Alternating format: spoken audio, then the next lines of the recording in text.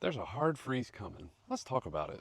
A hard freeze is defined as any temperature that drops at or below 28 degrees Fahrenheit. Down here in southwest Missouri, that's not something we usually worry about, except that it is not in the middle of winter. It is almost the beginning of spring. And as you can see, we have peach trees blooming, and pear trees blooming, and another peach tree, and another peach tree. And did I mention that we've already kind of planted a huge amount of our garden? So all these little sprouts here, and even all these sprouts here.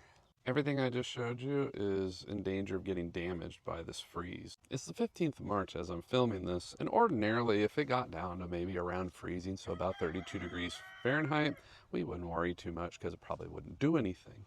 But the problem is it's going to drop way below that. The weather forecast says it might get down to 18 or maybe even 15 degrees with a 9-degree wind chill.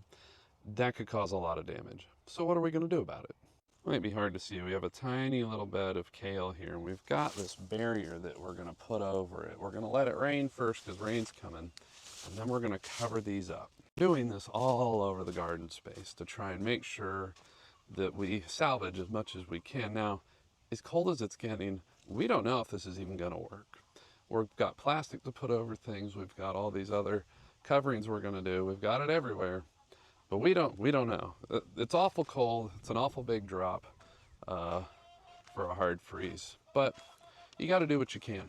As you can see here, we've even got things covered up with plastic bags. These are triple bagged and they're held down with rocks. So hopefully that will trap some of the heat. And it's not going to be terribly cold for terribly long, but again, we're just going to do what we can. And it's kind of an experiment, big science experiment.